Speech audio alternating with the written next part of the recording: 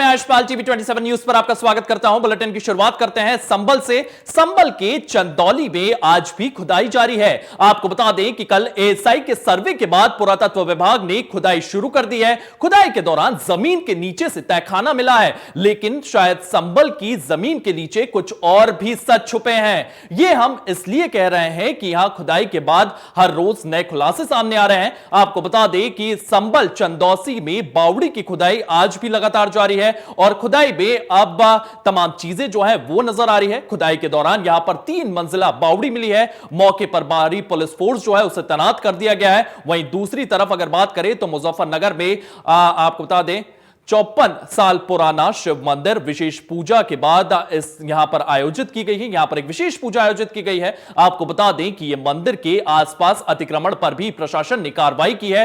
मंदिर की शुद्धिकरण को लेकर जहां यज्ञ किया जा रहा है, वहीं यज्ञ को लेकर के भारी संख्या में पुलिस बल भी यहां पर तैनात कर दी गई है। तो यहां पर आपको बता दें कि तमाम जगहों से मंदिर जो है वो मिलते हुए नजर आ रहे हैं, चाहे मुजफ्फरनगर हो चाहे संभल हो। यहां पर ये तमाम मंदिर जो है ये देखे जा रहे हैं। जब इन मंदिरों को लेकर के लगातार जांच पड़ताल चल रही है, एएसआई की टीम यहां पर पहुंच रही है, पुरातत्व विभाग की टीम यहां पर पहुंच रही है और पता लगाया जा रहा है कि ये मंदिर कितने पुराने हैं, क्या कुछ कारण रहे इन मंदिरों को बंद कर दिया गया। लेकिन ये तमाम जगहों पर ये मंदिर मिल रहा है। कई जगह बावड़ियां मिली है जो सालों पुरानी बताई जा रही है। तमाम टीमें जो है वो लगातार यहां पर पहुंच रही है और इनकी आस्था का विषय भी पूरे देश में बनते जा रहा है। लगातार इनको लेकर के लोगों में एक जागरूकता देखने को मिल रही है कि कितने साल पुराने मंदिर हैं और क्या कुछ कारण रहे हैं कि ये मंदिर में इतने सालों तक पूजा नहीं हुई।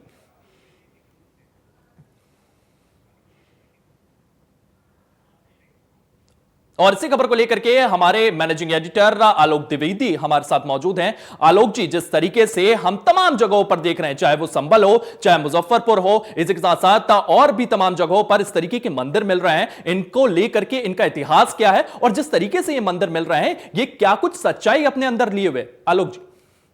देखिए आयुष, अभी थोड़े दिनों पहले तक हम लोग देखते थे कि मस्जिदों के अंदर मंदिर दिखते थे और तमाम सारी दरगाहों को लेकर, चाहे अजमेर शरीफ हो चाहे संभल का मामला हो, संभल में एक शिवालय मिला जिस पर शाही जामा मस्जिद बन गई, ये सारी चीज़ें तो चल ही रही थी। लेकिन अब अचानक से मुस्लिम इलाकों में मंदिरों के मिलने का सिलसिला भी शुरू हो गया है जी।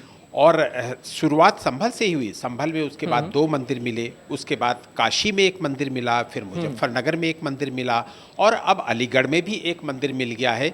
ये सारे मंदिर मुस्लिम इलाकों में हैं, जो ये साबित करते हैं कि आज़ादी के बाद भी बहुसंख्यक वर्ग का कहीं ना कहीं एक तरीके से जो चाहे वो दंगे के माध्यम से हो या फिर अन्य माध्यमों से हो, बहुसंख्यक वर्ग का पलायन हुआ उन क्षेत्रों से।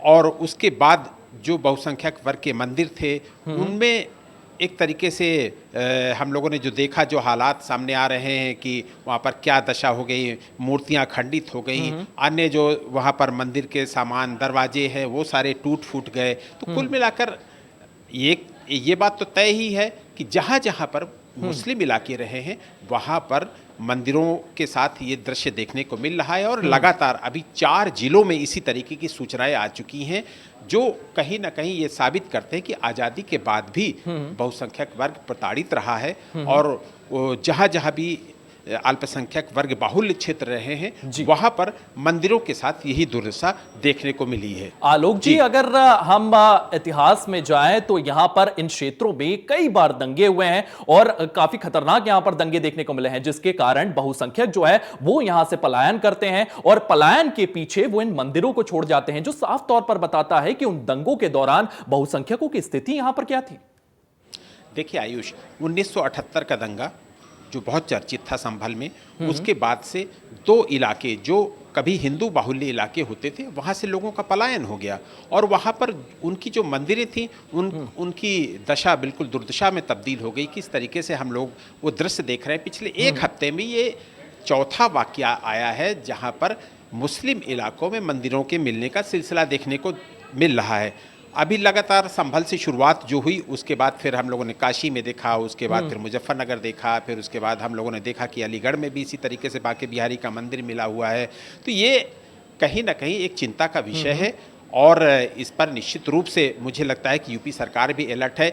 लेकिन इन सब के बीच में ये भी एक बहुत महत्वपूर्ण है कि सुप्रीम कोर्ट ने एक आदेश 12 दिसंबर को ही जारी किया था, जिसमें से उन्होंने सारी निचली अदालतों को ये मना कर दिया था कि वो कोई भी किसी भी तरीके के सर्वे की इजाज़त नहीं देंगे, और उसके बाद से मंदिरों के मिलने का सिलसिला शुरू हुआ है। तो ये सारी चीज़ें मुझे लगता है कि बहुत गौर फरमाने वाली बातें हैं कि अचानक से ये मंदिरों के मिलने का सिलसिला क्यों शुरू हुआ, और अगर ये शुरू हुआ है तो ये थमेगा कब। बहुत इंपॉर्टेंट बातें हैं, बहुत सारी चीज़ें ऐसी हैं कि जिस पर राजनीति तेज होती जा रही है, और ये भी साबित होता जा रहा है कि आज़ादी के बाद भी कहीं ना कहीं सब कुछ देश के अंदर ठीक नहीं रहा, जिसकी वजह से ये हालात बने, जिसकी वजह से अभी भी मुस्लिम इलाकों में उपेक्षा का शिकार मंदिर मिलने का जो सिलसिला शुरू हुआ है वो थम नहीं रहा है। जी आलोक जी, अब मैं आलोक राजा के पास हमारे दर्शकों को लिए चलता हूं। आलोक राजा जी, जिस तरीके से यूपी में तमाम मंदिर जो है वो मिलते हुए नजर आ रहे हैं, और इसको लेकर के वहां पर सियासत भी देखने को मिलती है, चाहे सीएम योगी आदित्यनाथ का बयान हो वो सामने आता है, इसी के साथ साथ समाजवादी पार्टी की ओर से भी लगातार इस तरीके के बयान सामने आए हैं जो एक पक्ष को अगर कहें तो फेवर करते हुए नजर आते हैं। इस पूरे मामले को लेकर के किस तरीके से उत्तर प्रदेश में सियासत देखने को मिल रही है? बिल्कुल, सियासत का हर गांव देखने को मिल रहा है। अच्छा, आपने जिस तरीके से अभी सवाल किया और आलोक द्विवेदी सर ने भी बड़े डेप्थ में गहराई में जाकर के वो तमाम सारी जानकारी थी, हम और हमारे दर्शक इसको सुन रहे थे। बड़ी बात यह है, भारत भूमि की जब हम बात करते हैं आयुष, भारत भूमि एक संस्कृति की पर्याय है जहाँ पर कहते हैं पत्थरों में भी देवी देवताओं के दर्शन होते हैं, और आस्था किस तरीके से साफ तौर पर सामने नजर आई। अंदाजा उत्तर प्रदेश के परिप्रेक्ष्य में अगर मैं आयुष बात करूं तो संभल से किस तरीके से मामला सामने आता है। पहले मंदिर का, उसके बाद किस तरीके से कुआं, और अब बावली खुदाई होती है। ASI archaeological survey of India की जाती है, और इसी के साथ साथ सीएम प्रशासन के आला अधिकारी वहां पर मौके पर मौजूद रहते हैं। इसी के साथ साथ GSI geological survey of India की टीम भी वहां पर जाती है। हम आलोक जी से संपर्क करने की कोशिश करेंगे, लेकिन इससे पहले मैं आपको आलोक द्विवेदी जी के पास ले जाना चाहता हूं। आलोक जी, जिस तरीके से इस पूरे मामले को लेकर के राजनीति सामने आ रही है, लगातार हम देख रहे हैं तमाम सियासी बयान जो है वो सामने आ रहे हैं। वहीं अगर बात करें तो मोहन भागवत की ओर से भी एक बयान सामने आया है, वो साफ तौर पर कह रहे थे कि राम मंदिर का मसला जो था वो था, लेकिन इस तरीके के मसले अब नहीं उठाना चाहिए। आलोक जी देखिए, एक चीज़ तो है ही कि आरएसएस भी ये चाहता है कि देश का सौहार्द न बिगड़े, और शायद यही वजह है कि मोहन भागवत जी ने भी ये कहा है कि मंदिर मस्जिद के विवाद में ज़्यादा नहीं घुसना चाहिए। और अचानक से जो मंदिरों के अंदर, मस्जिदों के अंदर मंदिरों के दिखने का जो सिलसिला शुरू हुआ है, दरगाहों के अंदर मंदिरों के दिखने का जो सिलसिला शुरू हुआ है, और अचानक से मुस्लिम इलाकों में मंदिरों के मिलने का जो सिलसिला शुरू हुआ है वो थमना चाहिए। तो वो एक अच्छा संदेश है देश के लिए और यहाँ पर रहने वाले लोगों के लिए कि आरएसएस भी चाहता है कि देश का सौहार्द कायम रहे, देश की संस्कृति और एकता कायम रहे। वो शायद कहीं ना कहीं यही वजह है कि मोहन भागवत को भी एक मंच से ये बात कहनी पड़ी। और लेकिन एक बात चिंता का विषय ये भी है कि जिस तरीके से ये सारी चीज़ें मिल रही हैं, मंदिर मिल रहे हैं, वो ये भी इंगित करते हैं, ये भी दर्शाते हैं कि अभी भी मतलब यानी कि आज़ादी के पहले तो जो होता रहा वो होता ही रहा है, और उससे पहले जब मुगल शासक यहाँ पर आए, मुगल आक्रांता यहाँ पर आए, तो वो तो दुनिया जानती है, इतिहास में लिखा हुआ है, इतिहास गवाह है इस बात का कि हमारे तमाम सारे इस हिंदुस्तान के मंदिरों को तोड़ा गया है, हिंदुस्तान की तमाम आलीशान इमारतों को तोड़कर वहाँ पर मकबरे बनाए गए, तमाम सारी मंदिरों को तोड़कर वहाँ पर मस्जिदें बनाई गई, दरगाहें बनाई गई। ये तो इतिहास के पन्नों में दफन हो गया, इतिहास के पन्नों में। लेकिन अब ये जो सारी चीज़ें निकल कर आ रही हैं उससे ये साबित होता है कि आज़ादी के बाद भी ये सब चीज़ें होती रहीं, जो चिंता का विषय है। और उसको लेकर मुझे लगता है कि उत्तर प्रदेश सरकार भी कहीं न कहीं चिंतित है, और शायद यही वजह है कि अभी थोड़े दिनों पहले, कुछ दिनों पहले ही जब उत्तर प्रदेश में विधानसभा का सत्र चल रहा था तो मुख्यमंत्री योगी आदित्यनाथ ने भी इस मुद्दे पर काफ़ी कुछ कहा है। इससे पहले देश में अभी संसद का सत्र चल रहा था तो वहाँ पर भी ये मुद्दा गूंजता रहा। तो निश्चित रूप से सियासत इस मुद्दे पर तेज है, लेकिन ये भी जरूरी है कि देश का सौहार्द कायम रहे। इसलिए इन सब चीज़ों को बहुत ज़्यादा मुझे लगता है कि तूल देना या सियासी तूल देना ठीक भी नहीं लगता है। जी इसी के साथ साथ अजमल शाह भी हमारे सहयोगी हमारे साथ जुड़ चुके हैं। अजमल, अगर बहुसंख्यकों की बात करें तो वो लगातार इस बात को लेकर के लगातार सामने आ रहे हैं और कह रहे हैं कि इन तमाम जगहों पर हम पे जोर जबरदस्ती हुई, जिसके चलते हमें हमारे मंदिर और हमारे पूजा घर वहां पर जो थे उन्हें खाली करना पड़ा। वहीं अगर बात करें तो अल्पसंख्यक लोगों की क्या राय है इस पूरे मामले को लेकर के, क्योंकि मैं तमाम जगहों पर उनकी भी बयान सुन रहा था। वो बोल रहे थे कि यहां पर जो भी लोग थे उन्होंने यहां से पलायन किया, उसके बाद इन मंदिरों में वो ताला लगाकर यहां से चले गए थे। हमने ना किसी को यहां से भेजा है ना किसी को बुलाया है, इसमें हमारा कोई इंटरफेरेंस नहीं है। तो यहां पर अल्पसंख्यकों के बयान तो हमने सुने हैं, बहुसंख्यकों की ओर से और क्या कुछ कहा जा रहा है अजमल? देखिए आयुष, सबसे बड़ी बात यह है कि इस मंदिर की मतलब मुजफ्फरनगर में आज जिस मंदिर में शुद्धिकरण के लिए पूजा की गई है महाराज यशवीर सिंह जी के द्वारा, और तमाम ऐसे हिंदू संगठन के पदाधिकारी भी मौजूद रहे। इस मंदिर की जो स्थापना है वो सामने ये आ रही है कि 1970 में तकरीबन इस मंदिर की स्थापना की गई। ऐसे में जब मंदिर की स्थापना 1970 में की गई तो अब तक कब तक यहाँ पर बहुसंख्यक समाज इस मंदिर के आसपास रहा? ऐसा माना जा रहा है कि इस मंदिर के आसपास तकरीबन 5 से 6 घर ऐसे थे जो बहुसंख्यक समाज के थे और वही समाज के द्वारा इस मंदिर की देखभाल की जाती थी। लेकिन तकरीबन 1992 में जब अयोध्या विवाद हुआ, उस विवाद के बाद यहाँ पर जो बहुसंख्यक के समाज के जो लोग रहते थे उन लोगों ने यहाँ से पलायन किया, और इस पलायन के बाद जो है पलायन जब कर रहे थे तो इसमें इस बीच इस मंदिर में जो तमाम ऐसी मूर्तियां थी जो भगवान की थी, उन मूर्तियों को भी यहाँ पर साथ में ले गए। ऐसे में जब ये लोग पलायन कर गए तो इस मंदिर को देखभाल न होने के कारण ये मंदिर खंडहर में तब्दील हो गया, क्योंकि यहाँ पर जिस जगह पर ये मंदिर स्थित है, मुजफ्फरनगर की जो नगर कोतवाली क्षेत्र है लाडावला में ये मंदिर स्थित है, और इस मंदिर की आज पूजा की गई है। तो यहाँ पर जब लोगों से हम लोगों ने बात करने का प्रयास किया तो यहाँ पर ये पता चला कि इस मंदिर के आसपास तमाम ऐसे जो बहुसंख्यक समाज के लोग रहते थे वही इस मंदिर की देखभाल करते थे। तो ऐसे में जब वो लोग पलायन कर गए 1992 के बाद, उसके बाद इस मंदिर की देखभाल नहीं हो सकी, जिसकी वजह से ये जो मंदिर था वो कहीं ना कहीं खंडहर में तब्दील हो गया। और तब से लेकर अब तक, मतलब जब तक इसका शुद्धिकरण आज हुआ है और इस मंदिर के द्वार को खोले गया, उसमें पूजा की गई है, तब तक ये मंदिर खंडहर में ही तब्दील था। 1992 के बाद जब बहुसंख्यक समाज के लोग यहाँ से पलायन करें, तो ऐसे में जब ये मंदिर आज खोला गया है, पूजा की गई है, तो कहीं ना कहीं एक खबर सामने ये भी आ रही है कि अल्पसंख्यक समाज की ओर से महाराज यशवीर सिंह जी के ऊपर पुष्प वर्षा की गई है और इसका स्वागत किया गया है। तो कहीं ना कहीं जो यहाँ पर स्थानीय लोग हैं, क्योंकि ये मंदिर जहाँ पर स्थित है यहाँ पर मुस्लिम समुदाय के लोगों का ज्यादा तादाद में लोग रहते हैं, और कहीं ना कहीं जो कुछ लोग बहुसंख्यक समाज के रहते थे वो तकरीबन पूर्व में 1992 में पलायन कर गए थे।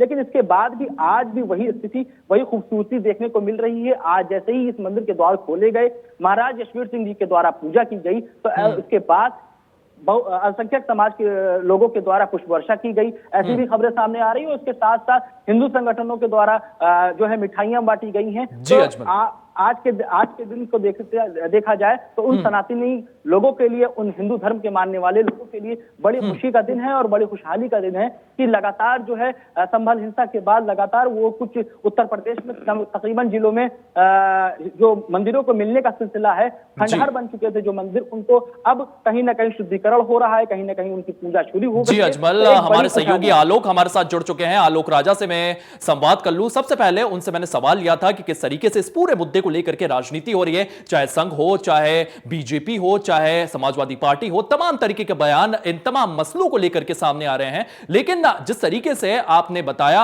अजमल कि ग्राउंड की अगर बात करें तो वहां पर एक भाईचारे वाला माहौल देखने को मिल रहा है। लगातार मुस्लिम वर्ग के जो लोग हैं वो सामने आ रहे हैं और वो बोल रहे हैं कि हाँ हाँ ये आपकी ही मंदिर है। वहां पर मौजूद तमाम लोगों से भी बातचीत करते हुए नजर आ रहे हैं, उनको इतिहास के बारे में बता रहे हैं। तो आलोक, कहीं ना कहीं जो माहौल है वो राजनीतिक पारे में तो गरमाया हुआ है, लेकिन अगर जमीनी स्तर की बात करें तो वहां पर माहौल जो है वो सही ठीक ठाक नजर आ रहा है। तो आलोक जी से हम संपर्क करने की कोशिश करेंगे। उससे पहले मैं आलोक द्विवेदी जी के पास आपको ले जाना चाहूंगा। आलोक जी, यही सवाल मैं आपसे लेना चाहूंगा कि जिस तरीके से हमने देखा कि राजनीतिक मायने में तो यहां पर सियासत गरमाई हुई है, तमाम सियासतदान जो है इसको लेकर के अपने अपने रुख और अपने अपने वोट बैंक के हिसाब से अपनी बातें रखते हुए समझ आ रहे हैं। लेकिन जमीनी स्तर पर अगर हम जाएं तो वहां पर एक भाईचारे का माहौल है, एक सौहार्दपूर्ण माहौल देखने को मिल रहा है। आलोक जी, क्या हुआ उन सब चीज़ों को भूलकर आगे एक अच्छा माहौल मिले देश को और एक सौहार्द का वातावरण कायम हो, इसके लिए सभी सियासी दलों को काम करना चाहिए। ये बात तय है कि मुस्लिम इलाकों से हिंदुओं का पलायन हुआ और पश्चिमी उत्तर प्रदेश के तमाम सारे ऐसे शहर और कस्बे हैं जहां से हिंदुओं का पलायन हुआ। क्यों हुआ सबको पता है, वहां के हालात ऐसे बने कि हिंदुओं का पलायन हुआ, और जब हिंदुओं का पलायन हुआ तो उनके मंदिरों की भी रख रखाव में प्रॉब्लम आई, दिक्कतें आई, और वो तब से ऐसे ही कई वर्षों से मंदिर ऐसे ही बंद पड़े हैं। संभल के जो मंदिर मिले वो 4 दशकों से ऐसे ही बंद पड़े थे मंदिर। बाकी जगह जो मंदिर मिले, चाहे वो मुजफ्फरनगर में मिले हों या फिर अलीगढ़ में मिले हों या काशी में मिले हों, उनका कोई ना कोई ऐसा ही इतिहास रहा है कि वो हिंदू बस्तियों के बीच में रहे मंदिर, और हालात ऐसे बिगड़े कि हिंदुओं का वहाँ से पलायन हुआ और उसके बाद उन मंदिरों की पुरसाहाल कोई नहीं रहा। तो ये एक बीते कल की बात हुई, लेकिन अब चूँकि एक अच्छा वातावरण पैदा हो, एक सौहार्द का वातावरण पैदा हो, चूँकि हमारा देश गंगा जमनी तहजीब के लिए ही जाना जाता है, तो वही तहजीब एक बार फिर विकसित हो, वही संस्कृति एक बार देश में फिर विकसित हो, इस पर काम करना चाहिए। और मुझे लगता है कि सभी पॉलिटिकल पार्टीज को, सभी सियासी दलों को इस पर आगे बढ़कर, एक कदम आगे बढ़ाकर काम करना चाहिए कि हमारे देश में जो गंगा जमनी तहजीब जिसकी वजह से भारत जाना जाता रहा है, वो एक बार फिर निखर कर सामने आए, और जगह जगह जो इस तरीके से मनमुटाव की स्थितियां हैं वो सारी चीज़ें ख़त्म हो सकें। हम लोगों ने संभल में भी देखा कि जहां पर मंदिर मिले हैं वहां अगल बगल जो रहने वाले लोग हैं उन्होंने स्वतः आगे बढ़कर वहां से अपने अतिक्रमण हटाने शुरू कर दिए। उसके बारे में पॉलिटिकल पार्टीज के अलग अलग मत हैं, अलग अलग विचार हैं, लेकिन एक अच्छी शुरुआत हुई है तो उस अच्छी शुरुआत को बने रहने देना चाहिए, और सांप्रदायिक सौहार्द वो मेंटेन रहना चाहिए। मुझे लगता है कि इस पर सभी सियासी दल अच्छे से सोचें, विचारें और काम करें, और जो एकदम से माहौल और चीज़ें खराब हो रही हैं उनको रोककर एक अच्छा वातावरण देश के अंदर पैदा हो सके। जी इस पर काम करना चाहिए। एक अच्छा वातावरण यहां पर बनाया जाना चाहिए। और इसी खबर को लेकर के आलोक राजा भी हमारे साथ लगातार जुड़े हुए हैं। आलोक, जिस तरीके से अभी आलोक द्विवेदी जी ने जिक्र किया कि एक अच्छा माहौल बनना चाहिए, कहीं ना कहीं यह अच्छा माहौल जमीनी स्तर पर तो नजर आ रहा है, लेकिन जिस तरीके से अजमेर दरगाह का मामला उठाया जाता है, संभल मस्जिद का मामला सामने आता है, दंगे सामने आते हैं, तो कहीं ना कहीं कुछ लोग इस सौहार्दपूर्ण माहौल, इस भाईचारे के माहौल को बिगाड़ने की कोशिश कर रहे हैं। इसमें कोई गुरेज नहीं है, बहुत स्वस्थ डिबेट जा रही है। मैं तकनीकी व्यवधान के कारण मैं पूरा सुन नहीं पा रहा हूँ, मैं आलोक सर को भी अभी सुन रहा था। लगातार जिस तरीके से इसमें सभी लोगों की कहीं ना कहीं आयुष अगर बात करें तो जिम्मेदारी है। इसमें वो राजनीतिक दल, खास करके अगर हम विपक्षी दलों को लेकर के बात करें, लगातार विपक्षी दलों की तरफ से किस तरीके से ट्वीट किया जा रहा है कि जो बीजेपी है वो एक माहौल बनाने की कोशिश कर रही है। संभल में जिस तरीके से पहले शुरुआत हुई, जब श्रीनाथ का मंदिर मिलता है, जब हनुमान जी की मूर्ति और शिव जी की मूर्तियां मिलती है, प्रतिमा मिलती है, उसके बाद पूजा अर्चना का दौर शुरू होता है। लेकिन उसके बाद इस बीच पूरी कवायद की समाजवादी पार्टी का कहीं ना कहीं सामने आता है, जिसमें कहा जाता है कि बीजेपी तो लगातार जिस तरीके से अगर बात करें तो कहीं ना कहीं एक माहौल बनाने की कोशिश कर रही है। अगर मस्जिद का नीचे भी अगर खुदाई करे तो बीजेपी वो भी चाहेगी तो उसके नीचे भी मंदिर मिल जाएंगे, तो बीजेपी कुछ भी करा सकती है। जब देश में जब राजनीतिक दलों की, या यूं कहें कि विपक्षी दलों की इस तरीके की मानसिकता है, लेकिन दूसरी तरफ संभल को लेकर के जिस तरीके से हम बात कर रहे हैं, मुजफ्फरनगर को लेकर के बात की जा रही है, बात बहराइच को लेकर के की जा रही है, बात अलीगढ़ को लेकर के की जा रही है। जो ASI archaeological survey of India DSi की टीम भी वहां पर मौजूद रही, मौके पर अधिकारी भी मौजूद है, कहीं भी किसी भी तरीके की कोई सवाल या कोई शक नहीं उठाया जा सकता, क्योंकि जो भी कुछ हो रहा है एक मॉनिटरिंग की जा रही है, सीसीटीवी के सामने सारी चीजें हो रही है, सारे साक्ष्य सामने कहीं ना कहीं लाए जा रहे हैं। इसलिए अब एक हाथ भी बना रहे, चीजें भी कहीं ना कहीं सामने आए। अब जिस तरीके से बाकी बिहारी मंदिर को लेकर के लगातार बात करें, अब प्रशासन भी पूरी तरीके से सतर्क नजर आ रहा है। प्रशासन का भी कहना है कि कहीं ना कहीं बाकी बिहारी मंदिर का एक पूरी तरीके से जीर्णोद्धार होगा, और कहीं ना कहीं जो आस्था है लोगों की, उसके साथ जो खिलवाड़ किया गया, समझिए आयुष, जब आस्था की बात की जाती है, जब 1978 में दंगों का दंश जो झेला है, लेकिन अब वर्तमान सरकार को लेकर के अगर बात करें, जिस तरीके से अब सर्वे कराए जा रहे हैं और लगातार खुदाई का काम जारी है। हालांकि 95 वर्षीय बेड को लेकर के लगातार खुदाई की जा रही है, लेकिन सीबीआई चंद्रचूड़ की अगर बात करें पूरी कवायद के बीच, तो वो जाते जाते किस तरीके से सर्वे के आदेश को कर गए। लेकिन इस पूरी कवायद के बीच अगर आयुष बात की जाए तो कहीं ना कहीं उस सर्वे को कोर्ट की तरफ से फिलहाल अभी बैन लगा दिया गया, वो सर्वे नहीं होगा, लेकिन लगातार खुदाई का काम जारी है। जैसे जैसे खुदाई जारी है, साक्ष्य भी सामने आ रहे हैं। जी आलोक जी, इसी के साथ साथ अजमल हमारे साथ जुड़े हुए हैं। अजमल, जिस तरीके से आलोक द्विवेदी जी ने इस बहस का रुख मोड़ा है, यहां पर मैं आते समय एक ट्वीट देख रहा था, एक बड़े सियासतदान ने इसको लेकर के एक ट्वीट किया है और उनकी ओर से यह कहा गया है जब हमें चांद पर जाने का सोचना चाहिए, जब हमें हमारे युवाओं को मजबूत करने का सोचना चाहिए, हमें रोजगार के नए अवसर उपलब्ध कराने का सोचना चाहिए, हमें विकसित भारत की तरफ देखना चाहिए, हमें 2047 के भारत की ओर देखना चाहिए। उस समय हम ये देख रहे हैं कि 1990 में क्या था, 1800 में क्या था, इन तमाम चीजों की बातों को लेकर के लगातार उनकी ओर से ये ट्वीट किया गया। तो कहीं ना कहीं आप इस चीज को कैसे देख रहे हैं कि क्या हमें हमारे युवाओं को, हमारी पीढ़ियों को, हमारी जनता को आगे की तरफ देखना चाहिए कि हम भारत कैसे बनाते हैं, ना कि पीछे की तरफ कि हमारे साथ पिछले समय में क्या कुछ हुआ है? देखिए आयुष, आगे भविष्य संवारने के लिए हम लोग हमेशा ही, ये भारत का इतिहास रहा है कि अगर बच्चा बड़ा होता है तो उसको अच्छा मजबूत बनाने के लिए, उसके भविष्य को संवारने के लिए हम इतिहास को याद दिलाते हैं। तो कहीं ना कहीं आगे भविष्य हम लोग का संवरे कैसे, इसके लिए हम लोग को थोड़ा सा इतिहास जरूर देखना पड़ेगा और जैसे जैसे इतिहास देखते जाएंगे वैसे वैसे आगे की जो सीढ़ियां हैं वो चढ़ते जाएंगे। तो कहीं ना कहीं ये अलग, वो राजनीति को गरमाने के लिए राजनीतिक पहलू से अगर देखा जाए तो वो अलग बात हो गई, वो कई खामियां निकाल सकते हैं राजनीतिक दलों की बात अगर करें। लेकिन कहीं ना कहीं अगर भारत का इतिहास भी रहा है कि भारत आगे बढ़ने के लिए हल्का सा इतिहास के देखते हुए, इतिहास की बातों को रखते हुए, इतिहास में क्या कुछ रहा इसको देखते हुए, इसको सामने रखते हुए हम लोग आगे अपना भविष्य संवारते हैं। और यही रहा कि आज जिस तरह से मंदिरों को खोला जा रहा है, जिस तरह से कहीं ना कहीं, जिस तरह से आज उन खंडहर बने मंदिरों को खोल करके उनकी पूजा की जा रही है, कहीं ना कहीं हम लोग का जो आज का वर्तमान भारत है वो लगभग मजबूती की ओर बढ़ रहा है। और जिस तरह से हम लोग आस्था के देश में रहते हैं, आस्था को मानने वाले हैं, तमाम मजहब के लोग हैं यहाँ पर, तमाम मजहब की भाषा बोली जाती है, तमाम तरह के लोग हैं, तो कहीं ना कहीं हम लोग को जो मजबूती मिलती है वो इतिहास से मिलती है। कहीं ना कहीं जो हम लोग को वर्तमान हम लोग जी रहे हैं वो इतिहास के बल पर जी रहे हैं। हम लोग की आस्था भी कहीं ना कहीं इतिहास के बल पर, बूते पर है। जी जी अजमल जी, आलोक द्विवेदी जी एक बयान में पढ़ रहा था असदुद्दीन ओवैसी का, वो साफ तौर पर अल्पसंख्यकों को टारगेट करने की कोशिश कर रहे हैं, बीजेपी को टारगेट करने की कोशिश कर रहे हैं। उनका साफ तौर पर यह कहना है कि कल तो ये तुम्हारी मस्जिदों तक पहुंच जाएंगे। तो इस तरीके के बयान जब असदुद्दीन ओवैसी की ओर से आप देखते हैं तो इस पर आप किस तरीके से प्रतिक्रियाएं देंगे? क्योंकि आप जिस तरीके से सियासी बयानबाजी देखेंगे, सीएम योगी आदित्यनाथ का बयान इस मामले में सामने आता है, समाजवादी पार्टी के तमाम नेता इस पर बयान देते हैं और अब एआईएमआईएम के अध्यक्ष असदुद्दीन ओवैसी की ओर से भी इस तरीके का बयान सामने आया। देखिए, ओवैसी को इस तरीके के बयानों से सियासी माइलेज मिलता है, इसलिए वो हमेशा इस तरीके के बयान देते हैं जिससे कि देश का माहौल बिगड़े। चूँकि ये भाषा उनकी पसंद की जाती है और इससे उनको फ़ायदा मिलता है, राजनीतिक लाभ मिलता है, इसलिए उनकी हमेशा यही भाषा रहती है। और हमेशा यही ओवैसी और विपक्षी दल आरोप लगाते हैं, बीजेपी पर आरोप लगाते हैं कि बीजेपी ध्रुवीकरण कर रही इन सब चीज़ों को लेकर। तो विपक्ष कौन सा पाक साफ है? विपक्ष भी तो उसी चीज़ों में फंसा हुआ है, विपक्ष भी तो वही सारी चीज़ें कर रहा है। वो क्यों अल्पसंख्यकों की बात करता है? वो क्यों नहीं ऐसी बात करता है कि देश का सौहार्द ठीक हो? वो एक पक्षी बात क्यों करता है विपक्ष? तो ये सारी चीज़ें विचारणीय है। इन सब चीज़ों पर देश की जनता देख रही है, समझ रही है कि उसे क्या करना है।